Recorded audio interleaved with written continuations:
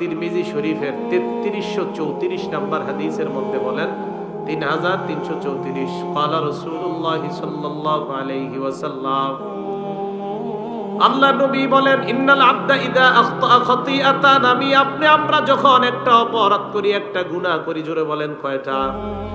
একটা গুনাহ করলে নুকিতাত ফি কলবিহি নুকতাতুন সাউদা, অন্তরের মধ্যে একটা কালো দাগ পড়ে যায়। একটা গুনাহ করলে অন্তরের মধ্যে একটা কালো দাগ পড়ে যায়। এবার আপনাদেরকে বলবো, আপনারা জবাব দিবেন, বলেন তো একটা গুনাহ করলে অন্তরের মধ্যে যেই দাগটা পড়ে, দাগটার কালার কি? নবী বলেন, এই কালো দাগ পড়ে যাওয়ার পর ফাইদা হুয়া নাযা ওয়াস্তাগফারা ওয়া তাবা, এই ব্যক্তি যদি গুনাহ থেকে ফিরে আসে আর আল্লাহর কাছে ইস্তেগফার করে আর তওবা করে, সুকিলা কলবুহু, তার ওই গুনাহ যুক্ত কালো অন্তরটা আল্লাহ পাক গুনাহ মুক্ত সাদা অন্তর বানায় দেয়।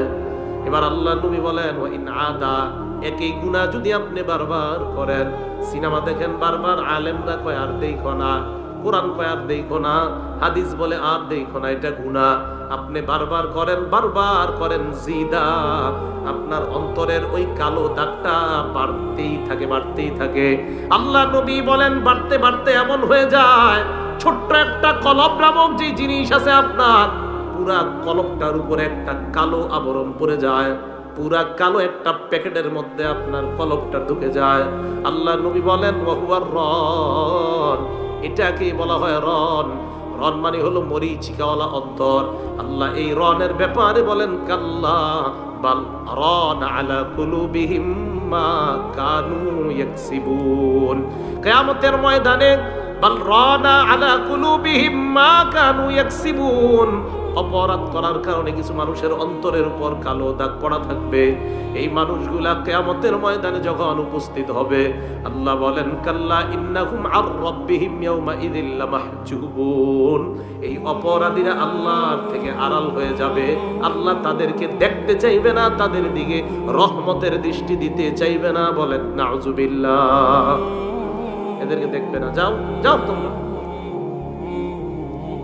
কত গুনাহ করব বলেন, গুনাহ আর কত করব, কত গুনাহ করলে আপনার শান্তি হবে যে এবার শেষ, মারা যাবেন তো শেষ, বাস হয়ে গেল, আপনার আখিরাতের জিন্দেগি শুরু হয়ে গেল।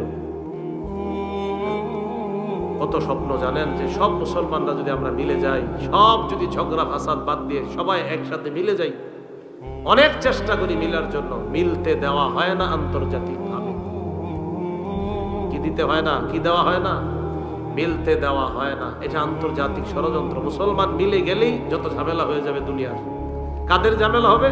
মুসলমান মিলে গেলে, 100 মুসলমান মিলে গেলে 1000 বেঈমানকে পরাস্ত করা কোনো ব্যাপার না। বুঝলেন নাই? এই জন্য মুসলমানের মিল এটা আন্তর্জাতিক ভাবে চায় না।